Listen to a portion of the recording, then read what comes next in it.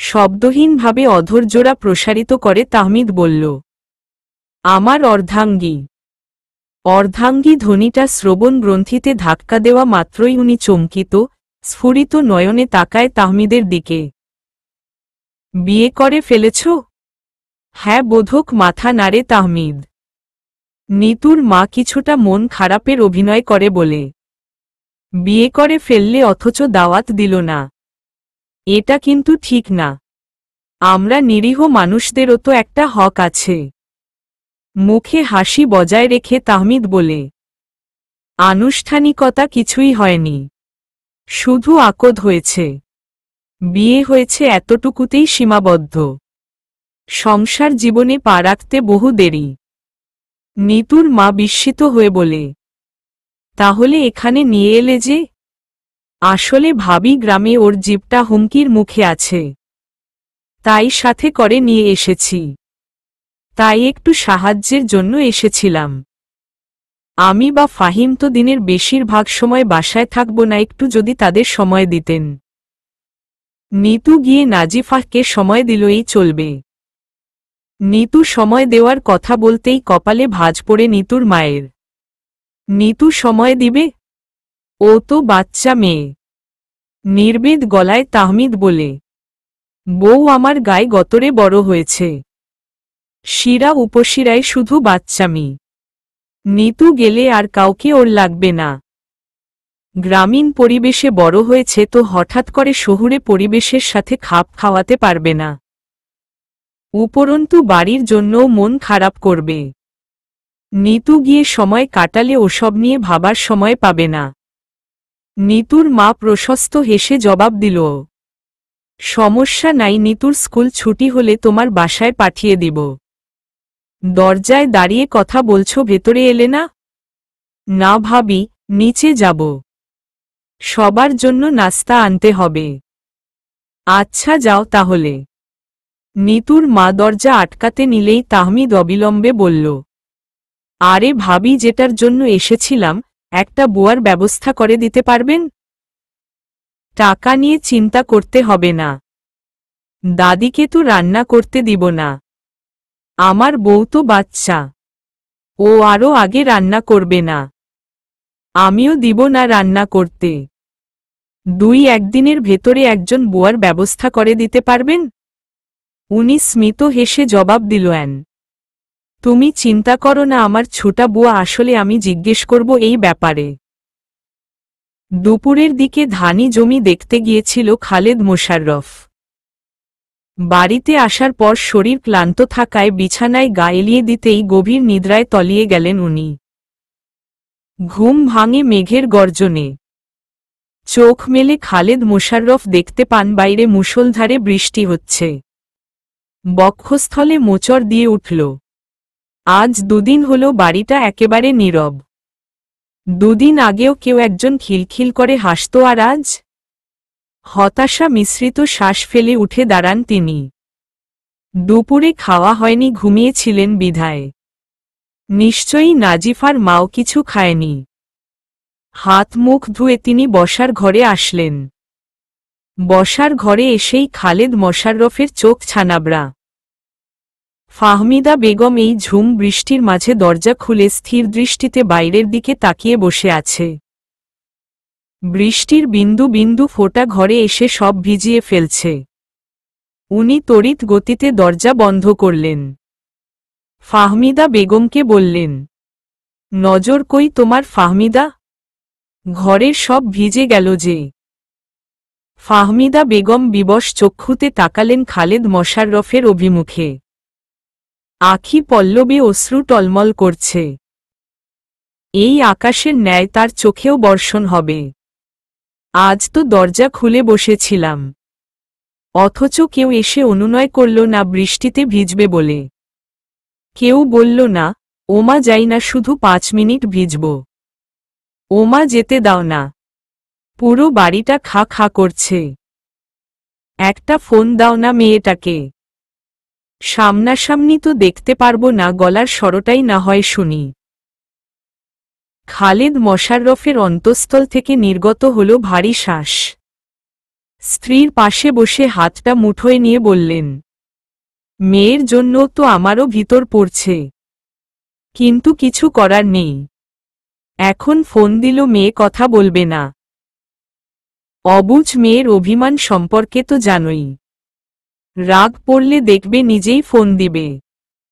মেয়ের জন্য যে ভিতরটা পড়ছে, মন যে মানছে না। নিগুড়, দুর্ভেদ্য, নিস্তব্ধ নিশি। রাস্তায় সোডিয়ামের হলদেটে আলোয় ঝলমল করছে চারপাশ। মাঝে মাঝে রাস্তার কুকুরগুলো হাঁক ছেড়ে ডাকছে। মাঝরাতে চাপা কান্নার মৃদু শব্দে নিদ্রা হালকা হয়ে আসে আমেনা বেগমের। বয়স হয়েছে তাই ঠাহর করতে পারছেন না। নাজিফার গায়ে হাত দিতেই অনুভব করল তার শরীর কেঁপে কেঁপে উঠছে। আমেনা বেগম বুঝতে পারলেন মেয়েটা নিঃশব্দে কাঁদছে। হয়তো এই মাঝরাতে মা বাবার কথা খুব মনে পড়ছে। তিনি বার কয়েক ডাকলেন, কোনো সাড়া শব্দ নেই। একটা দীর্ঘশ্বাস ফেলে মমতার সাথে মাথায় হাত বুলিয়ে দিতে লাগলেন। পরক্ষণেই পাশা ফিরে আমেনা বেগমকে ঝাপটে ধরে নাজিফা। আমেনা বেগমও সহলাদে আগলে নিলেন। কান্নার মাত্রাটা কয়েকগুণ বাড়ল। মা বাবার কথা কি খুব মনে পড়ছে? কোনো জবাব দিল না নাজিফা। তাহমিদকে বলবো কল দিতে? বাঁধন আলগা করে দূরে সরে গেল নাজিফা। আমি আর তাদের সাথে কখনো কথা বলবো না। তারা কেউ আমাকে ভালোবাসে না। ভালোবাসলে কখনো এভাবে এইখানে পাঠাতো না। অক্রুর হাসলেন আমেনা বেগম। ভালোবাসে বলেই তো এইখানে পাঠিয়েছে। সন্তানের বিপদের কথা শুনলে কোনো মা বাবাই স্থির থাকতে পারে না। মনে কর এতেই তোর ভালো। নাজিফার অভিমানী গলা। আমার এমন আদর ভালোবাসার দরকার নাই, যেই ভালোবাসায় বাবা মাকে ছেড়ে দূরে থাকতে হয়। কোনো উত্তর করলেন না আমেনা বেগম। এখন যতই বুঝাক না কেন নাজিফা কোনো বুঝো মানবে না। ক্লান্ত, অবসন্ন, পরিশ্রান্ত অপরাহ্ন। সারাদিনের প্রগাঢ় উষ্ণতার শেষে পরিবেশ একটু একটু করে শীতল হতে শুরু করেছে। পূর্বাভিমুখে আবার একটু একটু মেঘ জমছে। সারাদিনের প্রখর তাপদাহ আর সন্ধ্যা হলেই শুরু হয় ভারী বর্ষণ। গেইটে প্রবেশ করেই মুখোমুখি হয় তাহমিদ আর নিতুর মা। দুজনেই সৌজন্য হাসল। মুখে হাসি বহাল রেখেই নিতুর মা বলল, আরে তাহমিদ, তোমাকেই খুঁজছি। সময় করেই উঠতে পারছি না দেখা করার জন্য। তাহমিদও মুখে হাসি বহাল রেখে জবাব দিল, ধন্যবাদ ভাবি বুয়ার ব্যবস্থা করে দেওয়ার জন্য। কিন্তু আমাকে খুঁজছেন কেন ভাবি? তোমার বউ তো দেখি একেবারে বাচ্চা। তোমার বউ সেদিন নিতুকে বলেছে খেলনা বাটি থাকলে নিয়ে যাওয়ার জন্য। ভাবা যায় তাহমিদের মতো বুঝদার ছেলে একটা বাচ্চা মেয়েকে বিয়ে করেছে। তাহমিদ স্মিত হাসল, আকাশের দিকে আঙ্গুলি সংকেত করে বলে, সব উপরওয়ালার ইচ্ছা, তিনিই জোড়া মিলাইছে। তবে বউ আমার শুধু বাচ্চাই না, প্রচণ্ড অভিমানীয়। শব্দযোগে হাসল দুজন। তবে তুমি কিন্তু ভাগ্যবান। আজকাল প্রাপ্ত বয়সের মেয়েরা বেশিরভাগই হারাম সম্পর্কে লিপ্ত থাকে। সেক্ষেত্রে তোমার বউ বাচ্চা হয়ে ভালোই হয়েছে। সে যখন একটু একটু করে অনুভূতি বুঝতে শিখবে, তার অনুরাগ আর স্পর্শেন্দ্রির শুরুতেই তুমি থাকবে। তার অনুভূতির অন্বেষণটাই হবে তোমাকে দিয়ে। তাকে একটু কেয়ার করবে, যত্ন নিবে, প্রতিকূল পরিবেশ থেকে আগলে রাখবে, ব্যাস এইটুকুই। কখনো অবহেলা করবে না। নাজিফার ভিতর বাহির সবখানেই থাকবে তোমার বিচরণ। মাঝে মাঝে বাসায় যাওয়ার আগে কিছু ফুল, চকলেট, চুড়ি যেও। এগুলো বেশি দামি না। তুমি যত ওকে কেয়ার করবে ও তত তাড়াতাড়ি অনুভূতির সাথে পরিচিত হবে। সে যখন তোমাকে উচ্ছ্বসিত হয়ে কিছু দেখাতে চাইবে বা বলবে, তখন হাজার ব্যস্ত থাকা সত্ত্বেও তার কথা মনোযোগ দিয়ে 2 মিনিট শুনবে। মেয়েরা এই জিনিসগুলো খুব করে চায়। এতটুকু বলে থামলেন উনি। কি বললাম বুঝতে পেরেছ তো? মাথা নাড়ায় তাহমিদ। তারপর উনি সহাস্যে বলেন, তাহলে শুরু করে দাও অদৃশ্য প্রণয়। যে প্রণয় হালাল, আছে শুধু পবিত্রতা আর আল্লাহর রহমত। আচ্ছা যাই তবে, কিছু কেনাকাটা বাকি আছে। সামনে এগিয়ে গেল নিতুর মা। তাহমিদ সেখানেই দাঁড়িয়ে আছে। নিতুর মা কিছুটা পথ এগিয়ে গিয়েও পিছু ফিরে ডাকল তাহমিদকে। তাহমিদ তাকায় উনার দিকে। অভিমানী মেয়েরা কিন্তু খুব করে ভালোবাসতে জানে। এদের ভালোবাসায় কোনো ভেজাল থাকে না। মেয়ের রুমে এসেছে ফাহমিদা। নাজিফা ঠিক যেই জায়গাটায় ঘুমাতো সেই জায়গায় এসে শুয়েছেন তিনি। পিছু পিছু নাজিফার বাবাও এসেছেন। নীরবে অশ্রু বিসর্জন দিচ্ছেন ফাহমিদা বেগম। শিয়রের কাছে গিয়ে বসলেন খালেদ মোশাররফ। তুমি বুঝের মানুষ হয়ে এভাবে কান্না করলে না জানি আমার অবুঝ মেয়েটা কিভাবে কি করছে। আমার মেয়েরে এনে দাও। আমার অশান্তি লাগে। আমার বুকের ভেতরটা খা খা করে। মনে হয় কত বছর দেখি না। মেয়েটা মৃত্যুর মুখ থেকে ফিরে এসেছে। তারেক সাহেবকে পুলিশ নিয়ে গেছে মানলাম। উনার কোনো চেলাপেলা যে আমার মেয়ের কোনো ক্ষতি করবে না তার কোনো গ্যারান্টি দিতে পারবে? এর চেয়ে ভালো মেয়েটা দূরে থাক। অন্তত অক্ষত অনাহত তো থাকবে। স্তব্ধতায় আচ্ছন্ন হয়ে গেল চারপাশ। বাসায় এসে ফ্রেশ হয়েছে তাহমিদ। আমেনা বেগম ছোট্ট ড্রয়িং রুমটায় বসে তছবি জপছে। তোয়ালে দিয়ে মাথার চুল মুছতে মুছতে আমেনা বেগম জিজ্ঞেস করল নাজিফার কথা। উনি রুমের দিকে ইশারা করলেন। দরজায় ঠেস দিয়ে দাঁড়িয়ে তাহমিদ সুস্থির অচঞ্চল গলায় ডাকল, নাজিফা। নাজিফার ভনিতাবিহীন উত্তর, আমার এখানে দম বন্ধ লাগে তাহমিদ ভাই। দিনের ঔজ্জ্বল্যতা কিভাবে ক্ষীণালোকে পরিণত হয় তাই একমনে জানালার পাশে দাঁড়িয়ে দেখছিল নাজিফা। তখনই তাহমিদের স্নিগ্ধ শীতল স্বর তার কর্ণকুহরে পৌঁছায়। সম্মুখে চাহনি স্থির রেখে সে বলে, আমার এখানে দম বন্ধ লাগে তাহমিদ ভাই। কোনো প্রকার প্রতিক্রিয়া করে না তাহমিদ। খুব সন্তর্পণে দীর্ঘশ্বাস ফেলে ধীর পায়ে এগিয়ে গিয়ে নাজিফার পাশ ঘেঁষে দাঁড়ায়। নির্বিকার নাজিফা অপলক তাকিয়ে আছে বহির্ভাগে। আর তাহমিদ নির্নিমেষ তাকিয়ে দেখছে নাজিফাকে। গ্রামে যেতে ইচ্ছে করছে? উত্তর দিল না নাজিফা। মামু আর মামির কথা মনে পড়ছে? এবারও নিষ্ক্রিয়ভাবে দাঁড়িয়ে রয় সে। মামুর সাথে কথা বলবি কল দিব? বলেই মোবাইল আনার জন্য রুমের দিকে কদম বাড়াতেই আটকায় নাজিফা। আমি কারো সাথে কথা বলবো না তাহমিদ ভাই। তাহলে? বিষাদভারাতুর মুখে নাজিফা বলে, এই চার দেয়ালের মাঝে নিজেকে কেমন জেলখানার আসামি আসামি মনে হয়। আমি একটু বাইরে গিয়ে প্রাণখোলা নিঃশ্বাস নিতে চাই। থমকে যায় তাহমিদ। পুনরায় অগ্রসর হয় নাজিফার দিকে। পুনশ্চ পাশ ঘেঁষে দাঁড়াল সে। রাতের ঢাকা শহর দেখবি নাজিফা? সোডিয়াম আলোয় ঝলমলে ঢাকা শহর। দাদি বাইরে ঘুরতে যাব, তাড়াতাড়ি রেডি হয়ে নাও। কথাটা তাহমিদ বলা মাত্র প্রখর দৃষ্টিতে তাকায় আমেনা বেগম। আমেনা বেগমের এমন খর দৃষ্টি দেখে ভরকে যায় তাহমিদ। কি, এভাবে তাকিয়ে আছো কেন? আমেনা বেগমের কাঠোকাঠ গলায় বললেন, তোমাদের শরীরে রং থাকলে তোমরা যাও। আমি এখানেই ঠিক আছি। তোমাদের সাথে ঘুরতে যাই আর সেদিনের মতো আমার নামাজ কাজা হোক। আরে দাদি, এশার নামাজের সময় তো বেশি থাকে। থাকুক, তারপরও আমি যাব না। হাজারবার বলার পরও যেতে রাজি হলেন না আমেনা বেগম। অগত্যা বাধ্য হয়ে রুমের দিকে পা বাড়াল সে।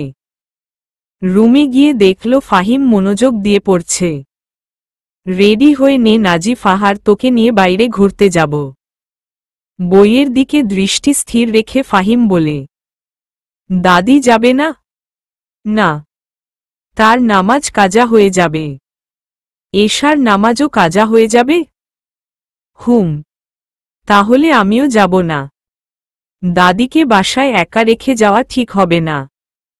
তাছাড়াও একটা দামড়া ছেলে আর একটা অবুঝ শিশুর কেমিস্ট্রির শুরুতে আমি বাধা দিতে চাই না। চোখ গরম করে তাকায় তাহমিদ। ফাহিম ভয় পাওয়ার অভিনয় করে বলে, এভাবে তাকিয়ে আছো কেন? আমার ভয় করে তো। এই দেখো আমি ভয় কাঁপছি। তাহমিদ কিছু না বলে চলে যায় রেডি হতে। কোলাহলপূর্ণ ঢাকা শহর। যে যার মতো হেঁটে যাচ্ছে। কারো দিকে কারো নজর নেই। চারপাশের দোকান থেকে আসা বাহারি রঙের আলোর সাথে সোডিয়ামের আলোয় মোটামুটি সব কিছুই স্পষ্ট। ফাঁকা জায়গায় ফুচকার স্টল, আবার কেউ কেউ পেঁয়াজু, আলুর আরও নানারকম ভাজাপোড়া বিক্রি করছে। ফুটপাত ধরে হাঁটছে তাহমিদ। তার এক পেছনে নাজিফা। নাজিফা ঘাড় ঘুরিয়ে এদিক ওদিক সবকিছু দেখছে। ওয়েস্টার্ন পরা কাউকে দেখলে বা হাতে হাত রেখে হাঁটতে থাকা কোনো কাপল দেখলে কপাল কুঁচকাচ্ছে। যেন পৃথিবীর সবচেয়ে নিকৃষ্ট দৃশ্য এটা। হাঁটা থামিয়ে দাঁড়িয়ে পড়ে তাহমিদ। কপাল কুঁচকায় নাজিফা। তাহমিদ পিছনে ফিরে বলে, এত পিছনে হাঁটছিস কেন? হারিয়ে যাবি তো। তারপর নাজিফার অগোচরে বিড়বিড় করে বলে, আমার একমাত্র শিশু বউ। হারিয়ে গেলে পাবো কোথায়? দুকদম এগিয়ে এসে তাহমিদের সমান সমান হয়ে দাঁড়ায় সে। মাত্রই এক হাত পিছনে। এত পিছনে কই হাঁটলাম? তাহমিদ আকস্মাৎ নাজিফার হাত নিজের হাতের মুঠোয় বন্দি করে। বিস্মিত, স্তম্ভিত, চমকিত নাজিফা।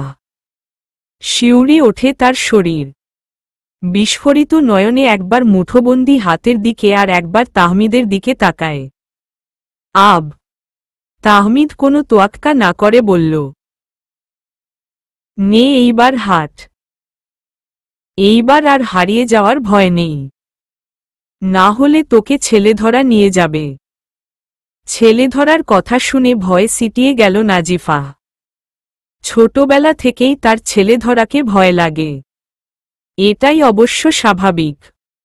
মুখে কোনো প্রতিক্রিয়া না দেখালেও মনে মনে হাসল তাহমিদ। সে ইচ্ছে করেই নাজিফার হাত ধরেছে। সামনে এত এত কাপল দেখে তারও ইচ্ছে হলো অর্ধাঙ্গিনীর হাতে হাত রেখে হাঁটতে। এখানে কোনো পাপা নেই। এই স্পর্শ সম্পূর্ণ পবিত্র। মনের অদম্য ইচ্ছেটাকে আর দমিয়ে রাখতে পারল না। তাই অজুহাতে ধরেই ফেলল অর্ধাঙ্গীর হাত। তিমিরাচ্ছন্ন, নিষ্প্রভ পথে তাল মিলিয়ে হাঁটছে দুজন। একজনের মুখে আতঙ্কের ছাপ, আর আরেকজনের মুখে অদৃশ্য ক্রূর হাসি। ফুচকা খাবি? বড় করে একটা নিঃশ্বাস নিল নাজিফা। না বোধক মাথা নাড়ে সে। বিস্মিত হয়ে তাহমিদ বলে, মেয়েরা তো ফুচকা পাগল, আর তুই ফুচকা খাবি না? কে বলে খাবো না? খাবো তো, তবে পরে এখন না। আগে আমাকে একটু মুক্ত হাওয়া গায়ে লাগাতে দিন। মনে হচ্ছে জেলখানা থেকে বের হয়েছি। কতদিন পর বাইরের পরিবেশ দেখলাম। আগে একটু প্রাণখোলা নিঃশ্বাস নেই। আচ্ছা, ঢাকা শহরে মানুষ এভাবে বন্দী হয়ে থাকে কিভাবে? আবছা, নীহারিকাবেষ্টিত আলোয় নাজিফার দিকে অপলক তাকিয়ে রইল তাহমিদ। প্রদোষকালের এই অস্পষ্ট আলোয় অপূর্ব মায়াবী লাগছে নাজিফার মুখশ্রী। আরও একটা অদম্য ইচ্ছা জাগ্রত হল তাহমিদের অন্তর্দেশে। নাজিফার কপালে তার অধৈর্যের সস্নেহ স্পর্শ দিতে মন চাইল। হাত ধরার ইচ্ছেটা দমিয়ে রাখতে না পারলেও তার মনের এই সুপ্ত বাসনা না চাইতেও দমিয়ে রাখতে হল। আকস্মাৎ এমন স্পর্শ করলে তাহমিদ সম্পর্কে নেতিবাচক ধারণা মনে পোষণ করবে নাজিফা। তার চেয়ে বরং অপেক্ষা করুক এমন একটা সময়ে, যখন নাজিফা মরিয়া হয়ে থাকবে তাহমিদের অনুরাগ মিশ্রিত, ভালোবাসাপূর্ণ স্পর্শ পাওয়ার জন্য। সবুরে তো মেওয়া ফলে। আর ধৈর্যের ফল তো বরাবরই মিষ্টি হয়। কি হলো, কথা বলছেন না যে? তাহমিদ নাজিফার প্রশ্নের জবাব না দিয়ে বলল, আমার সাথে রোজ রাতে হাঁটতে বের হবি?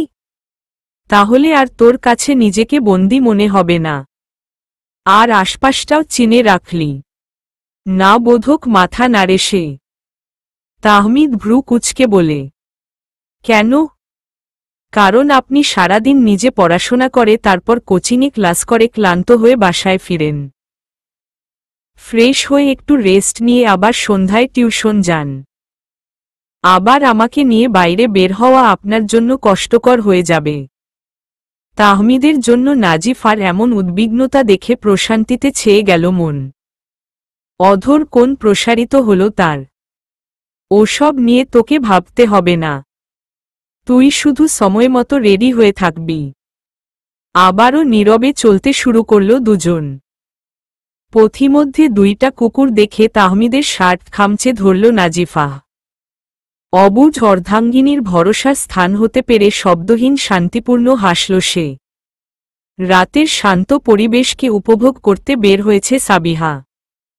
অপ্রত্যাশিতভাবে তাহমিদকে দেখে দাঁড়িয়ে পড়ল। প্রথমে মনের ভুল ভাবলেও পরে খেয়াল করে দেখল আসলে তাহমিদ। আর তার পাশে কোনো মেয়েকে দেখে বক্ষস্থলে ছাদ করে উঠে তার মানে কি স্যার প্রেম করে? চোখের কোণে অশ্রুকণা ভিড় করতে লাগল। তার মানে কি মনের কথা বলতে সে দেরি করে ফেলল? আবছা আলোয় মুখ অস্পষ্ট হলেও মেয়েটার দৈহিক গঠনে সাবিহা বুঝতে পারল মেয়েটা তার থেকেও বয়সে ছোট। তার ধারণা স্যার কখনো এত ছোট মেয়ের সাথে প্রেম করবে না। ওদের অলক্ষ্যে পিছু নিল সাবিহা। প্রায় অনেকক্ষণ যাবৎ হাঁটার পর দুজন একটা ফুচকা স্টলে গিয়ে বসল। তাহমিদ ফুচকাওয়ালাকে ডেকে বলল, মামা, এক প্লেট ফুচকা দিয়েন ঝাল ছাড়া। কপালে ভাঁজ পড়ল নাজিফার। ঝাল ছাড়া ফুচকা খেয়ে আদৌ কোনো টেস্ট পাওয়া যাবে? নাজিফা ভ্রু কুঁচকে বলল, ফুচকা ঝাল ছাড়া হলে আমি খাব না। ঝাল খাওয়া যাবে না, পেট ব্যথা করবে। করলে করুক, তারপরও আমি খাব, নতুবা আমি খাব না। তাহমিদ বাধ্য হয়ে ফুচকাওয়ালাকে বলল ঝাল বাড়িয়ে দেওয়ার জন্য। আপনি খাবেন না ফুচকা? তাহমিদ একমনে মোবাইল টিপছিল। নাজিফার কথায় মাথা তুলে তাকাল সে। তারপর আবার মোবাইলে দৃষ্টি নিবন্ধ করে বলল, আমি এসব আনহাইজেনিক খাবার খাই না। মুখে কিছু না বললেও নাজিফা মনে মনে বলল, হাসছে আমার স্বাস্থ্য সচেতন লোক। তাহমিদের পশ্চাতে দুই হাত দূরে বসেছে সাবিহা, যেন তাকে তাহমিদ দেখতে না পায়। তবে দুইজনের কথা শোনার আপ্রাণ চেষ্টা করছে সে। ফুচকা খেয়ে নাজেহাল অবস্থা নাজিফার। ঝালে চোখ মুখ লাল হয়ে গেছে। জিহ্বা বের করে হাত দিয়ে বাতাস করছে সে। নাজিফার দিকে তীক্ষ্ণধার দৃষ্টিতে তাকিয়ে আছে তাহমিদ। দাঁতে দাঁত চেপে বলে, আমি তখন নিষেধ করেছিলাম না এত ঝাল খাওয়ার জন্য। এখন বোঝ মজা। নাজিফা একটু জোরে বলল, তাহমিদ ভাই, আপনি পড়ে বকাবকি করেন, আগে আমাকে পানি এনে দেন। তাহমিদ দাঁত কটমট করে বলল, তুই এখানেই থাকবি, কেউ কিছু বললে জবাব দিবি না। আমি যাব আর আসব। সম্মতিতে মাথা নাড়ে নাজিফা। তাহমিদ ভাই, এটা শুনে ঠোঁটে হাসি ফুটে সাবিহার। আত্মায় পানি আসলো তার। এতক্ষণ যেন দমটা আটকে ছিল। পরপর কয়েকটা শ্বাস নিল। মনে মনে ভাবল, তার মানে মেয়েটা স্যারের বোন। হয়তো গ্রাম থেকে এসেছে বলে স্যার হাঁটতে বের হয়েছে ওকে নিয়ে। তাহমিদের অগোচরে সেখান থেকে চলে এলো সাবিহা। না হলে দেখলে বলবে, পড়াশোনা না করে বাইরে কি করো সাবিহা? পরেও ঘুরতে পারবে, এখন পড়াশোনা করো মন দিয়ে। স্যারের গম্ভীর কণ্ঠের কথা ভাবতেই হাসি পেল তার। যাক, তার বাইরে বের হওয়া সার্থক হয়েছে। সেদিনের পর অনেকগুলো দিন অতিবাহিত হয়েছে। আর আজ দেখল, পুলকিত হল তার মন। আমেনা বেগম আর ফাহিমের জন্য চিকেন চাপ আর নানরুটির পার্সেল নিয়েছে তাহমিদ। দুজনেই রিকশায় বসে। নাজিফা আচমকা রিকশাওয়ালাকে রিকশা থামাতে বলেই লাফ দিয়ে নেমে গেল। একটু একটু করে রাত বাড়তে শুরু করেছে। খাওয়া দাওয়া মাত্রই শেষ করল তাহমিদ আর নাজিফা। ফাহিম আর আমেনা বেগমের জন্য পার্সেল নিয়ে বের হয় রেস্টুরেন্ট থেকে।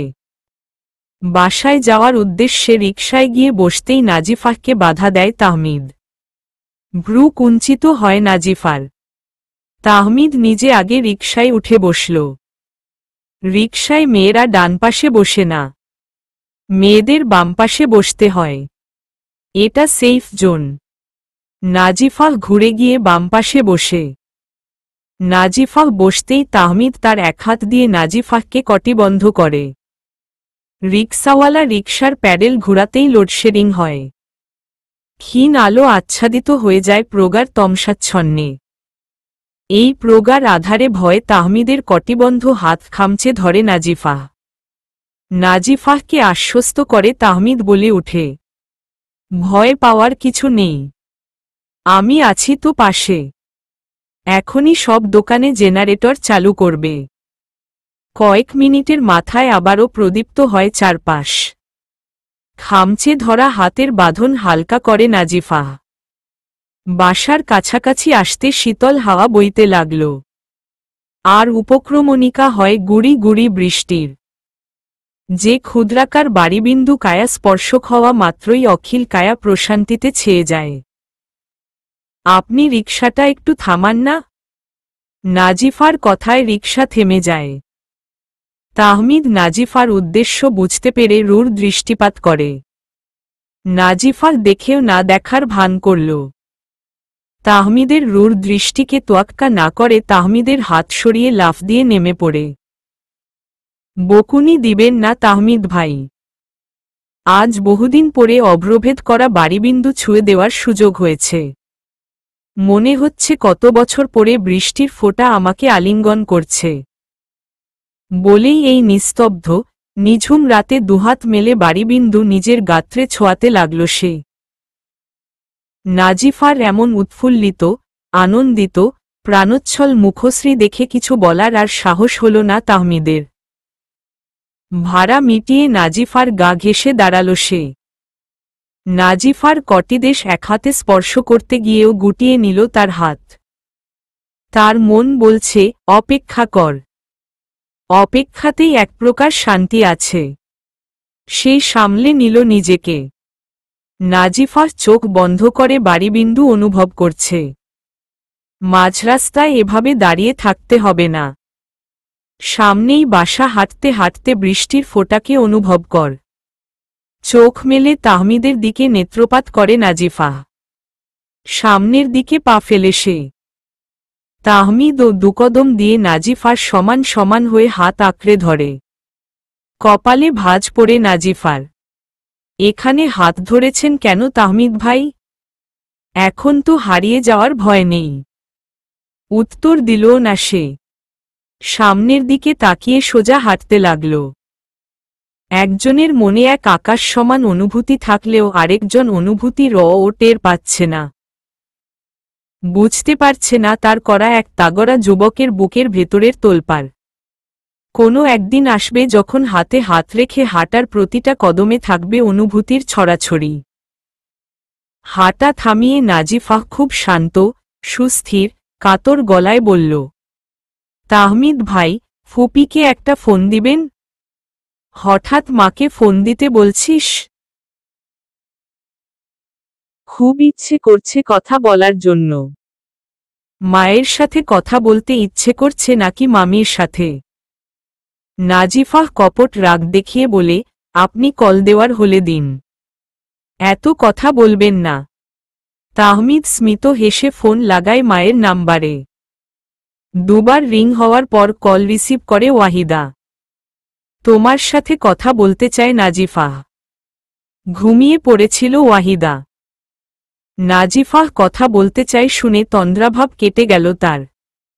উৎফুল্ল হয়ে বলে, দাঁড়া দাঁড়া, আমি তোর মামুর বাড়ি আছি, তোর মামিকে ডেকে নিয়ে আসি। ফাহমিদা সেই কবে থেকে মেয়ের গলার স্বর শোনার জন্য আকুল হয়ে আছে। তাহমিদ মোবাইল এগিয়ে দিল নাজিফার দিকে। নাজিফাহ কানে ধরেই বলে, কেমন আছো ফুপি? এতদিন পরে ফুপির কথা মনে পড়ল? ঢাকা গিয়ে তো আমাদের ভুলেই গেছিস। মলিন হাসল নাজিফাহ। বললে না তো, কেমন আছো? আমরা ভালো আছি, তোর মা বাবাও ভালো আছে। তুমি রাতে খাবার খেয়ে ঔষধ খেয়েছ? মুখ টিপে হাসে ওয়াহিদা। রাতে খাওয়ার পর আমার কোনো ঔষধ নেই, তবে তোর বাপ প্রেশারের ঔষধ আর তোর মা খাওয়ার আগে ইনসুলিন নিয়েছে। ওয়াহিদার কাছে বসে থাকা নাজিফার মা এতদিন পরে মেয়ের গলা শুনতে পেয়ে নিঃশব্দে চোখের পানি ফেলছেন। তোমাদের কোনো অসুবিধা হচ্ছে না? আমারও কোনো অসুবিধা হচ্ছে না, তোর বাবা মায়েরও কোনো অসুবিধা হচ্ছে না। তুমি বারবার তাদের কথা বলছো কেন? আমি তাদের কথা জিজ্ঞেস করেছি? না মানে? কাঠোকাঠ গলায় বলল, তাদের কথা আর বলবে না। ওয়াহিদা বাধ্য গলায় বলল, আচ্ছা। বিচ্ছু বাহিনীর দল আমার খোঁজে আসে? ওয়াহিদার বক্ষস্থল থেকে নির্গত হয় দীর্ঘশ্বাস। বড্ড ভারী এই দীর্ঘশ্বাস। কণ্ঠে অসহায়ত্ব ফুটিয়ে তুলে বলে, রোজ জিজ্ঞেস করে তোর কথা, তুই কবে আসবি? পুকুর পাড়ের মাঠে এখন আর খেলা জমে না, কারণ দলনেত্রী নেই। নাজিফার চক্ষুযুগলে ভিড় করে অভিমানী অশ্রু। মনে হয় সে কত বছর তার গ্রামকে দেখে না। গ্রামের বৃষ্টি ভেজা মাটির ঘ্রাণ নেয় না। তারপর দুজনেই চুপ করে কানে মোবাইল ধরে রেখেছে। নীরবতা ঘুচল ওয়াহিদার কথায়। এখন কি ঢাকা বৃষ্টি হচ্ছে? কেন বলো তো? তোরা কি বৃষ্টিতে ভিজছিস? একটু হাঁটতে বের হয়েছি তাহমিদ ভাইয়ের সাথে। কিন্তু কেন? না কিছু না, এমনি জিজ্ঞেস করলাম। অশ্রুসিক্ত নয়ন কিন্তু ঠোঁটের কোণে হাসি ফুটে উঠল ফাহমিদা বেগমের।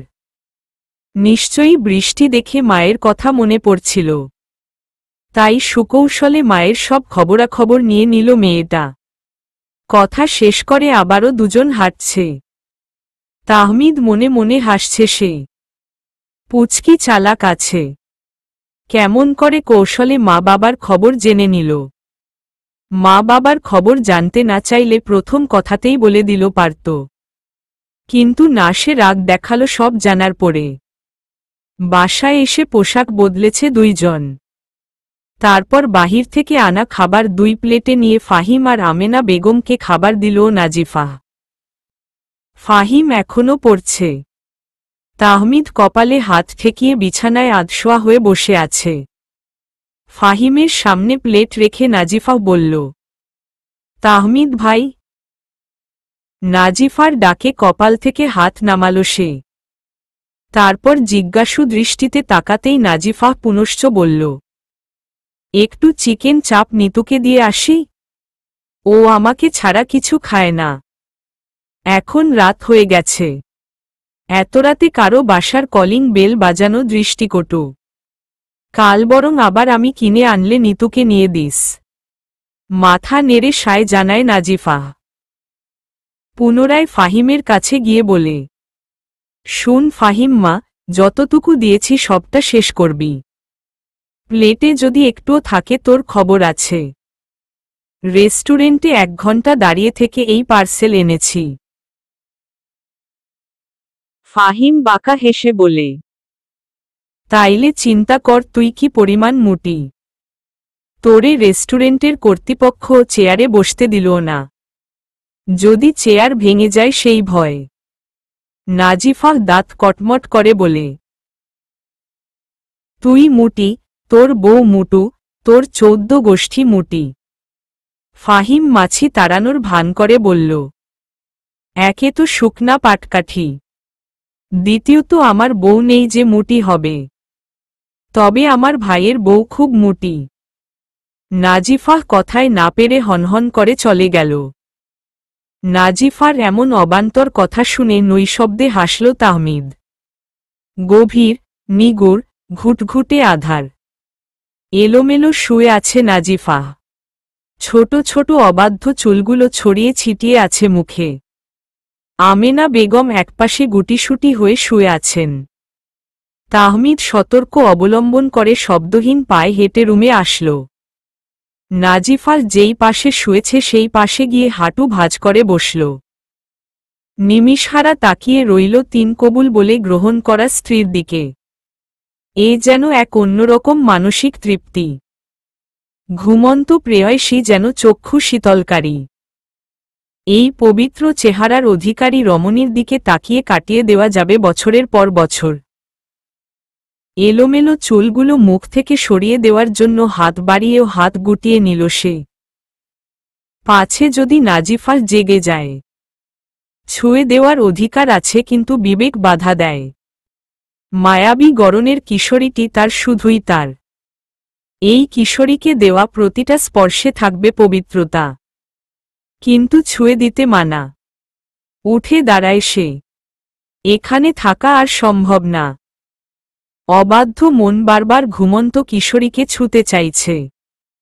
তার শুষ্ক ওষ্ঠদয় বারবার ওই কপালে উষ্ণ স্পর্শ দিতে চাইছে। এখানে আর কিছুক্ষণ থাকলে নিজেকে নিয়ন্ত্রণ করা কষ্টসাধ্য হবে। সামনে দিকে পা বাড়াতেই থমকে যায় তাহমিদ। তাহলে কি ধরা পড়ে গেল সে? বউরে কাছে পাইতে ইচ্ছে করে দাদুভাই? চমকিত, বিস্মিত, আশ্চর্যান্বিত হয় তাহমিদ। থমকে দাঁড়ায় সে। পা চলার গতি বন্ধ হয়ে যায় তার। বুকে হাত রাখল। হৃৎপিণ্ড তার তড়িৎ গতিতে লাফাচ্ছে। সেখানে ঠায় দাঁড়িয়ে রইল তাহমিদ। আমেনা বেগম পুনশ্চ বললেন, কি হলো বললে না যে বউরে কাছে পাইতে ইচ্ছে করে? কোনো উত্তর না দিয়ে এবারও অসাড়, নিশ্চল আর স্তম্ভিত হয়ে দাঁড়িয়ে রইল সে। দাদির কাছে ধরা পড়ে যাওয়ার লজ্জায় সে মাথা নত করে চুপ হয়ে রইল। আমেনা বেগম অন্ধকার হাতড়ে উঠে দাঁড়ালেন। তারপর গুটি গুটি পায়ে তাহমিদের কাছে এসে কাঁধে রাখল। দাদির দিকে ফিরে তাকাল সে। ওরে কাছে পাইতে ইচ্ছে করে কিনা জানি না, তবে এই অবুঝ মেয়েটার অন্ধকারাচ্ছন্ন, মলিন, বিষাদভারাতুর মুখশ্রী দেখলে আমার বক্ষস্থল ঝড় বয়ে যায়। তোলপাড়, আলোড়ন সৃষ্টি হয় সেখানে। মাথার মধ্যে সারাক্ষণ ঘুরপাক খায় কি করলে ওই মেয়েটা একটু হাসবে, আগের মতো আবারও চঞ্চল হবে। নাতির কথায় শব্দহীন পরিতৃপ্ত হাসল আমেনা বেগম। নাতির সাথে ওই ডানপিটে মেয়েটার বিয়ে দিয়ে কোনো ভুল তিনি করেননি। ড্রিম লাইটের মৃদু আলোয় বোঝা গেল না আমেনা বেগমের সেই সন্তুষ্ট, পরিতৃপ্ত হাসি। এটাই আল্লাহর কালামকে সাক্ষী রেখে তিন কবুলের জোর। মায়া, মোহ, প্রেম, প্রণয় আর ভালোবাসা এসব বলে কয় হয় না। পাশে থাকা মানুষটার জন্য এমনি জন্ম নেয়। সে শারীরিকভাবে বড় হলেও মানসিকভাবে আরও একটু বড় হোক। এই তো সুযোগ, এখন তার সাথে বেশি বেশি সময় কাটাও। তোমার মনের অজানা অনুভূতি তাকে জানান দাও। তোমার মনে যেমন তার জন্য ঝড় বয়ে যায়, তার মনেও তোমার নামে ঝড় উঠার জন্য আয়োজন করো। কয়েকদিন পর সে কলেজে ভর্তি হবে, তখন কিন্তু সময় পাবে না। দাদির কথা এতক্ষণ মন দিয়ে শুনেছে তাহমিদ। তার অন্তঃস্থল থেকে নির্গত হয় দীর্ঘ নিঃশ্বাস। এই দীর্ঘ নিঃশ্বাসের গভীরতা পরিমাপ করা যাবে না। আছে শুধু অসহায়ত্ব। আমার নিজেকে ওর অপরাধী মনে হয় দাদি। মনে হয় আমি ওর স্বাভাবিক জীবনে বাধা হয়ে দাঁড়িয়েছি। মেয়েটা কেমন আগের থেকে চুপচাপ হয়ে গেছে। আমিও যে হতাশ, শ্বাস নিরুপায়। মরতে মরতে বেঁচেছে মেয়েটা। আবার কি করে ওকে ওই জায়গায় রেখে আসি বলো? মৃত্যু ঝুঁকি থেকে ঢের ভালো সাময়িক মন খারাপ। আর দাঁড়ালো না তাহমিদ। ব্যস্ত পায়ে দ্রুত কক্ষ ত্যাগ করল সে।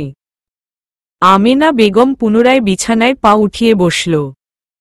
আলতো করে হাত বুলিয়ে দিতে লাগল নাজিফার মাথায়। আজ বড্ড মনে পড়ছে তার স্বামীর কথা। তাহমিদ যেন তার দাদারই প্রতিচ্ছবি। তিনিও গম্ভীর আর বুঝদার ছিলেন। কোনো কিছু সহজেই বুঝে যেতেন। স্বামীর সকল গুণ বড় নাতির মাঝে প্রতীয়মান দেখে তিনি অবাক, আশ্চর্যান্বিত, বিস্মিত। একজন বুঝদার, গম্ভীর মানুষের কপালে বুঝি অবুঝ, বিমূঢ়, নিরেট, ডানপিটে মেয়ে জুটে। ভাবতেই মৃদু শব্দে হাসলেন, আজ মানুষটা বেঁচে থাকলে খুব খুশি হতেন। কেননা তাহমিদ আর নাজিফা যেন তাদের কৈশোরকালের প্রতিচ্ছবি। মাথায় হাত বুলিয়ে দিতে দিতে সেখানেই হেলান দিয়ে ঘুমিয়ে পড়লেন তিনি। সকালে সবাই বসে নাস্তা করছে। চুপচাপ, কারো মুখে কোনো রা নেই। যে যার মতো খেয়েই চলেছে। বুয়া ওয়াশরুমে কাপড় কাচে। খাওয়ার মাঝে ফাহিম ক্রুর বিদ্রূপ করে বলে উঠল, বুঝলে দাদি, এই অল্প কয়েকদিনের জীবনে অনেক কিছু দেখে ফেলছি। আর কিছু দেখার বাকি নাই। যা দেখার কথা ছিল না তাও দেখেছি। এখন আল্লাহ আল্লাহ করে মরতে পারলে বাঁচি। আমেনা বেগমও ব্যঙ্গ করে বললেন, কি এমন রাজকার্য দেখেছ যে আর বাঁচার ইচ্ছে নাই? আমরাও একটু শুনি।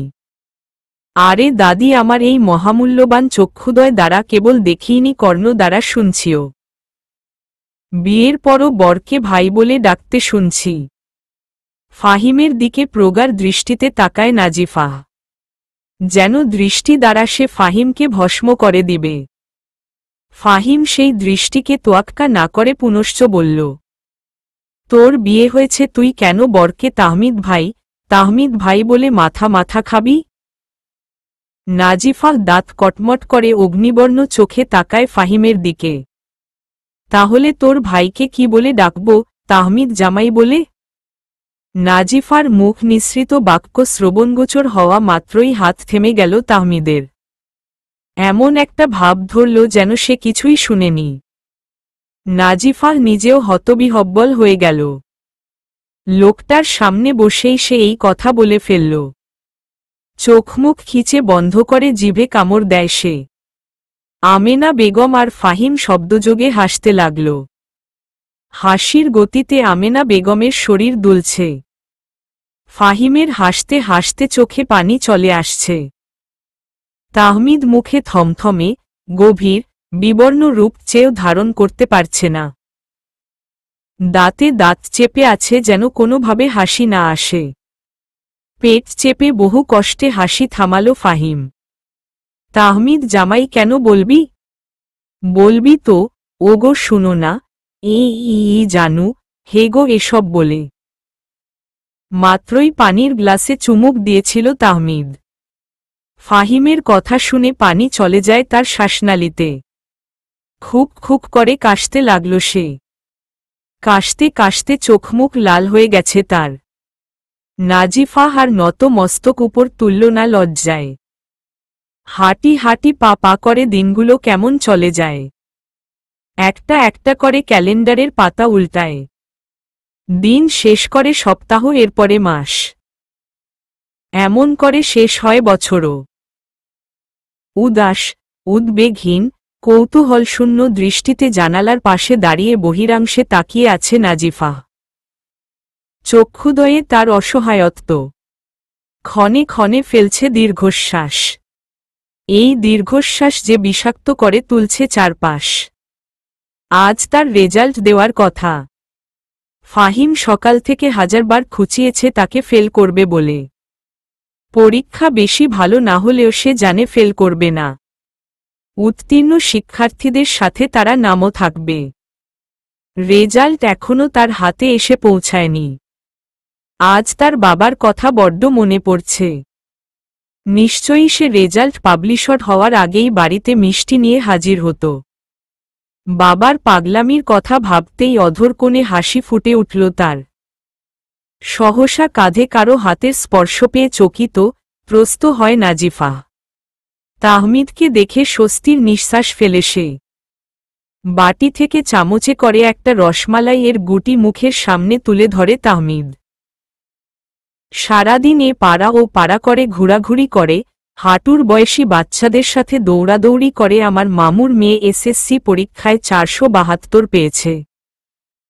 ভাগ্যিস মাথা ভর্তি গোবর থাকলেও হাতের লেখায় প্রাণ আছে, না হলে শুনতে হতো ফেল করা বউয়ের বর আমি। রসমালাই এর গুটিটা মুখে নিয়ে ফিক করে হেসে দিল। তার সাথে তাহমিদও হাসল। হুট করে নাজিফার হাস্যোজ্জ্বল মুখটা নিগুড় ঘুটঘুটে জামিনীর ন্যায় তমসাচ্ছ হয়ে গেল। হঠাৎ করে নাজিফার মুখটা অন্ধকারাচ্ছন্ন হয়ে যেতেই কপালে সূক্ষ্ম রেখার ভাঁজ পড়ে তাহমিদের। নাজিফা কিছু একটা বলতে গিয়েও যেন বলল না। তাহমিদ বুঝল এই মেয়ের অভিমান বড্ড গভীর, দুর্ভেদ্য, শঠতাপূর্ণ। বাবা মায়ের কথা জিজ্ঞেস করতে গিয়েও করল না। নাজিফাহ মুখভঙ্গি দেখে তাহমিদের অন্তঃস্থল থেকে উৎখাত হয় দীর্ঘশ্বাস।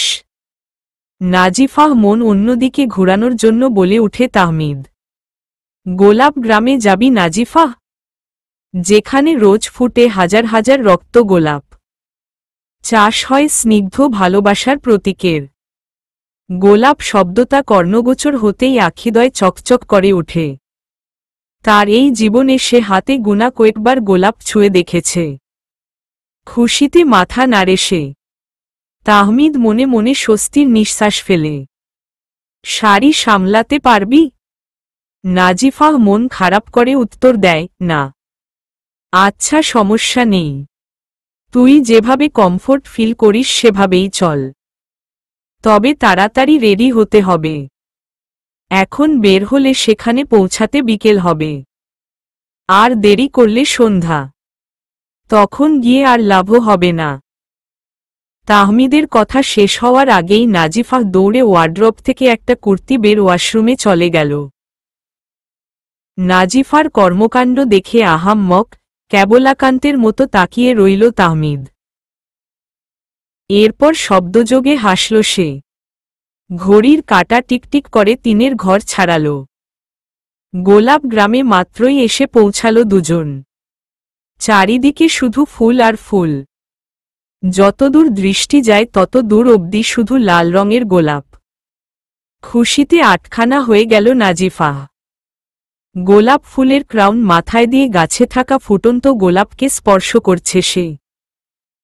তার অগোচরে ক্যামেরাবন্দি হয় সে তাহমিদের মোবাইলে। কখনো ওষ্ঠদ্বয় প্রসারিত করে হাসছে তো কখনো কপাল কুঁচকে তাকাচ্ছে। নাজিফার অগোচরে একের পর এক ক্লিক করার পর ছবিগুলো দেখতে লাগল। ঠোঁটে হাসি ফুটিয়ে মনে মনে ভাবল, এক ফুটন্ত গোলাপ ছুঁয়ে দিচ্ছে আরেক গোলাপকে। তাহমিদের সামনে দিয়ে একটা কাপল যেতেই ছেলেটাকে ডাকল তাহমিদ। ছেলেটা ঘাড় ঘুরিয়ে পিছনে তাকাতেই তাহমিদ অনুনয়ের স্বরে বলল, ভাইয়া, ওই লাল কালার কুর্তি পরা মেয়েটাকে দেখছেন? আমি ওর পাশাপাশি গিয়ে দাঁড়ালে কয়েকটা ছবি তুলে দিতে পারবেন? কিন্তু মেয়েটা যেন বুঝতে না পারে। ছেলেটা সায় জানাতে তাহমিদ তার হাতের মোবাইলটা ছেলেটার হাতে দিল। আবেগময় আখিতে প্রণয়িনীর দিকে দৃষ্টিপাত করতেই সেই মুহূর্ত ক্যামেরাবন্দি করল ছেলেটি। পরপর কয়েকটা ক্লিক করার পর তাহমিদ ছেলের কাছে আসতেই সে হেসে প্রশ্ন করল, একতরফা ভালোবাসা? মাথা নাড়ে তাহমিদ। তাহলে বলে দিন, না হলে তো অন্য কেউ এসে নিজের নামে করে নিবে। তাহমিদ হেসে জবাব দিল, সেই সুযোগ নেই, সে আমারই। এত কনফিডেন্টের সাথে কিভাবে বলছেন? কারণ সে আমার বিবাহিত স্ত্রী। বিস্মিত চকিত নয়নে তাকায় ছেলেটি আর তার পাশে থাকা মেয়েটি। বিস্ফোরিত গলায় বলল, বিবাহিত স্ত্রী হলে এভাবে লুকিয়ে ছবি তুললেন কেন?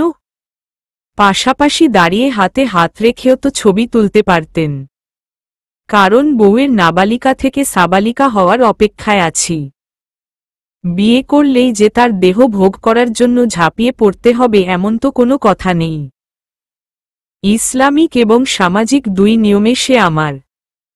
আল্লাহ বাঁচিয়ে রাখলে অবশ্যই তাকে আমি একান্তভাবে পাব, এতে কোনো সন্দেহ নেই। হোক না সে আরও একটু।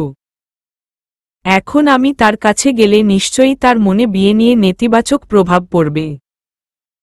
ছেলে মেয়ে যেন আরও দ্বিগুণ আশ্চর্যান্বিত, সচকিত হল। স্লুট ভাই আপনাকে। যেখানে বিয়ের পর নিজের পুরুষত্ব জাহির করার জন্য প্রথম রাতেই কোনো পুরুষ ঝাঁপিয়ে নববধূর উপর নিজের অধিকার ফলানো শুরু করে, বউকে কামুকতা মিটানোর বস্তু মনে করে, সেখানে আপনি একজন তাগড়া যুবক হয়ে দিনের পর দিন স্ত্রীকে চোখের সামনে দেখেও নিজেকে সংযত রেখেছেন। আপনার মতো কয়জন ভাবে বলুন তো? মৃদু হেসে ছেলেটির হাত থেকে মোবাইল নিয়ে পা বাড়াল নাজিফার দিকে। সকালে নাস্তার টেবিলে নাজিফাকে না দেখে কপালে ভাঁজ পড়ে তাহমিদের। গম্ভীর কণ্ঠে আমেনা বেগমকে জিজ্ঞেস করে নাজিফার কথা। তিনি জবাব দেন, শরীর নাকি খারাপ লাগছে, এখন খাবে না পড়ে খাবে। তাহমিদ ভাবল হয়তো কালকে এত দূর যাওয়ার জন্য শরীর খারাপ লাগছে, একটু ঘুমালেই ঠিক হয়ে যাবে, তাই আর মাথা ঘামাল না। নাস্তা করে চলে গেল। ইংরেজি ক্লাস নিচ্ছে তাহমিদ। আচমকা মোবাইলের রিংটোনে আটকে উঠল সে। মোবাইল স্ক্রিনে ফাহিমের নাম্বার দেখে ভ্রু কুঞ্চিত হয় তার। রিসিভ করে কানে ধরতেই আমেনা বেগম আতঙ্কিত গলায় বললেন, তাড়াতাড়ি বাসায় আসো দাদু ভাই। নাজিফাহ কেমন ছটফট করছে কেমন।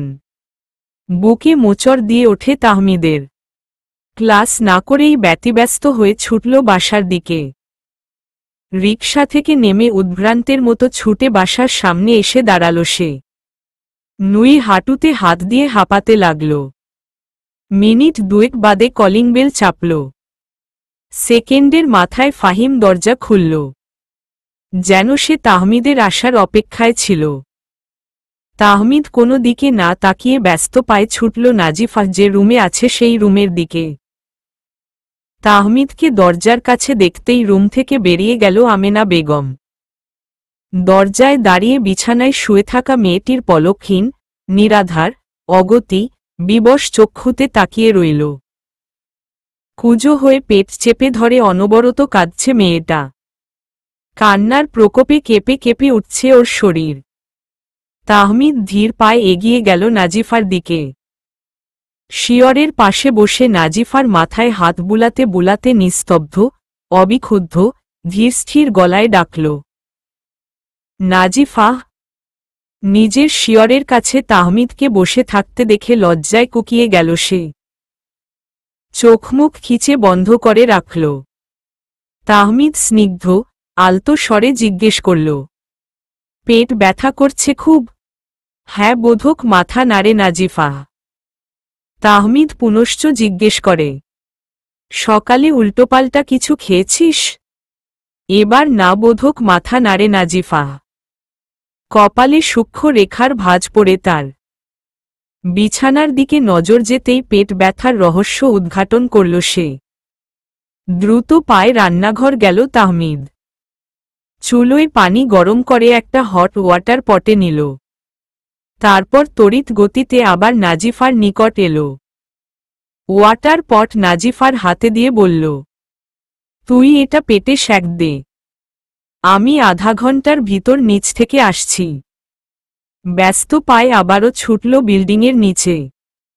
নাজিফা একটু পরপর পেটে সেঁক দিচ্ছে। এখন আগের থেকে ব্যথা একটু কমেছে। আধা ঘন্টার মাথায় আবারও তাহমিদ নাজিফার নিকটে এলো। ধরে উঠিয়ে বসালো নাজিফাকে। তারপর একটা স্যানিটারি ন্যাপকিনের প্যাকেট আর এক পাতা এলজিন ট্যাবলেট তার হাতে দিল। এসব দেখে নাজিফার আপাদমস্তক যেন লজ্জা এবং ত্রোপায় গ্রাস করল। প্রণয়িনীর এমন মুখশ্রী দেখে মনে মনে হাসল সে। তারপর গা ঘেঁষে বসল। নাজিফার একটা হাত নিজের মুঠোবন্দি করে কাতর গলায় বলল, এটাই কি প্রথম? এবারও লজ্জায় মিয়ে যায় নাজিফা। অর্ধাঙ্গীর এমন মিয়ে যাওয়া মুখশ্রী দেখে অন্তঃস্থলে এক অন্যরকম শিহরণ বয়ে গেল তার। অব্যাকুল গলায় পুনশ্চ বলল, তুই এতটা বড় না আবার এতটা ছোটও না যে স্বামী স্ত্রীর ব্যাপারগুলো বুঝবি না। স্বামী স্ত্রীর নিকট আর স্ত্রী স্বামীর নিকট থাকবে খোলা বইয়ের মতো, যেন একজন আরেকজনকে যে কোনো সময় পড়তে পারে। তোর এসব মেয়েলি ব্যাপারগুলো আর কারো সাথে না হোক, অন্তত আমার সাথে শেয়ার করতে হবে। এখন হোক আর ভবিষ্যতে। এমনে এমনে একজনকে আরেকজনের অর্ধাঙ্গ বলা হয় না।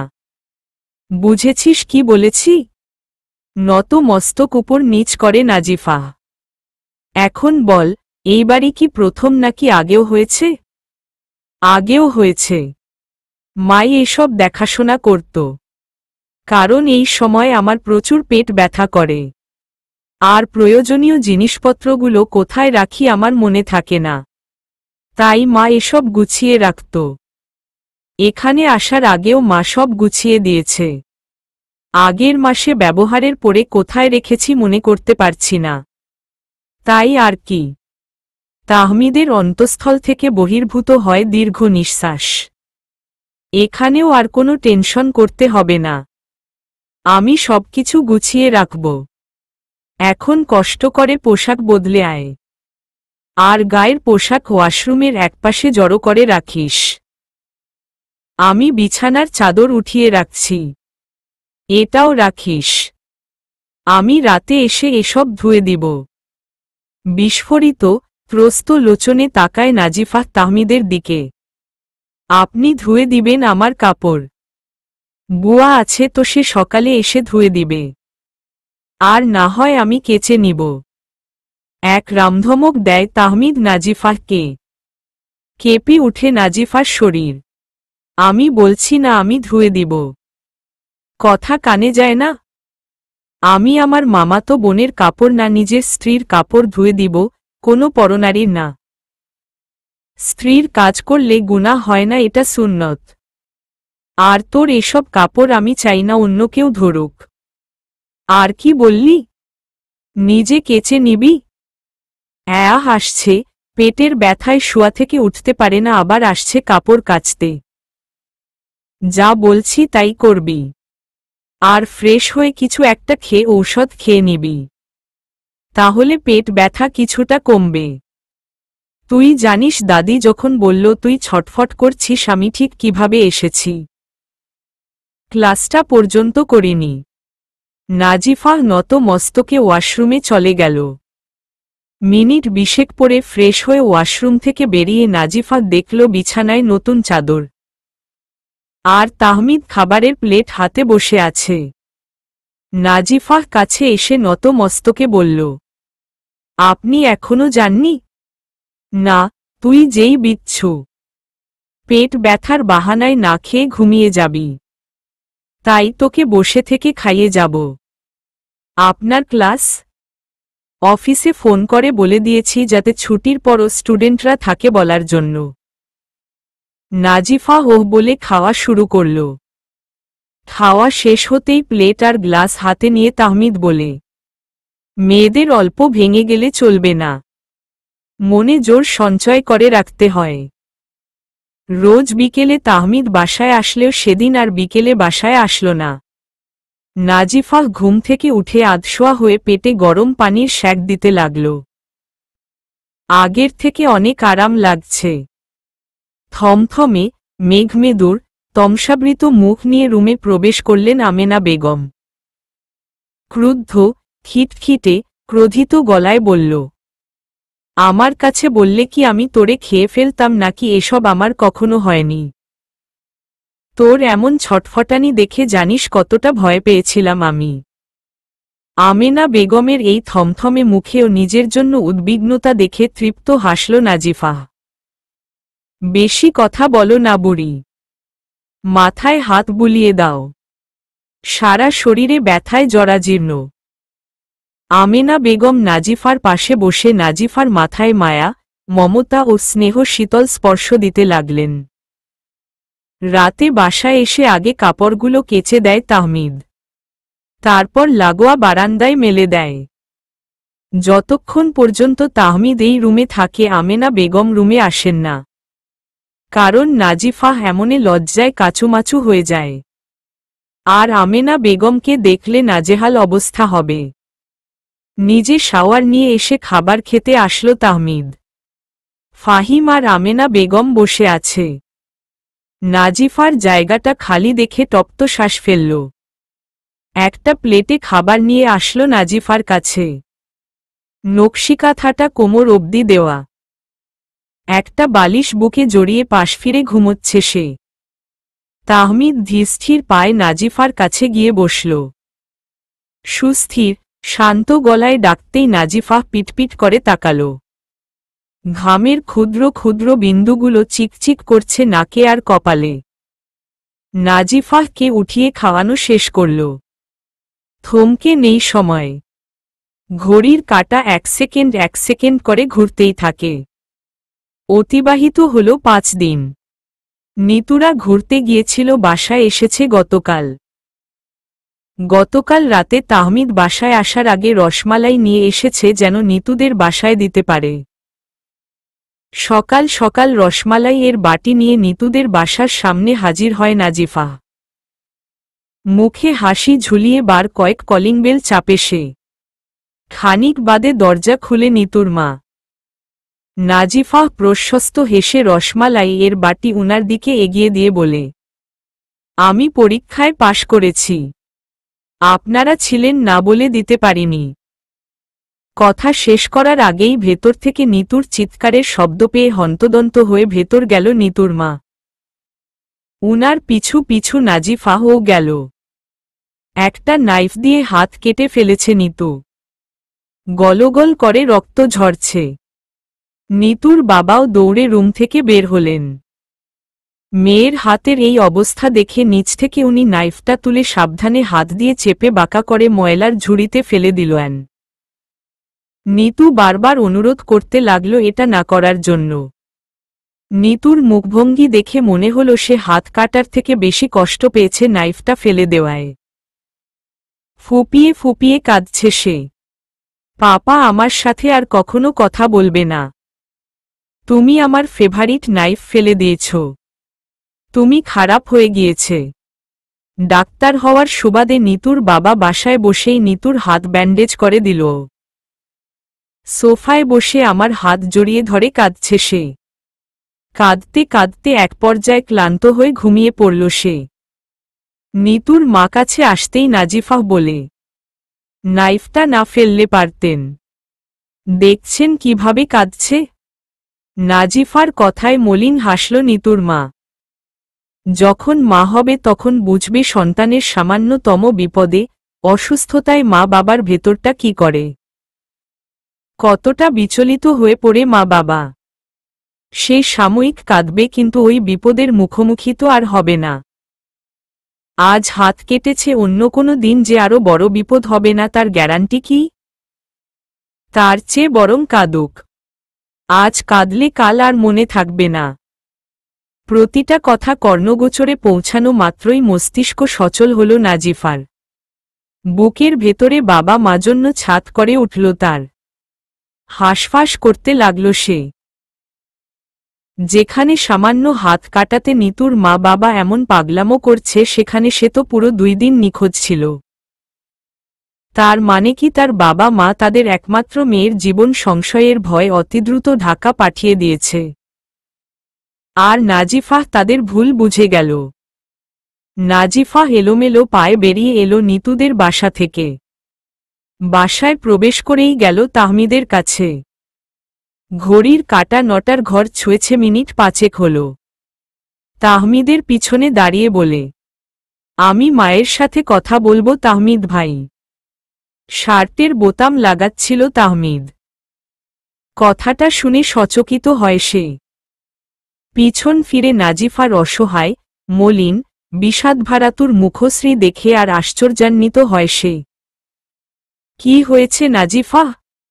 এই তো হাসিখুশি নিতুদের বাসায় গেলি, এখন কি হল? নাজিফা ভেজা আখি পল্লবে বলল, একটা ফোন দিন না মাকে, আমি মায়ের সাথে কথা বলবো। বিলম্ব না করে তাহমিদ ডায়াল করল মামুর নাম্বারে। বার দুয়েক রিং হওয়ার পর রিসিভ হল। তাহমিদ মোবাইল বাড়িয়ে দিল নাজিফার দিকে।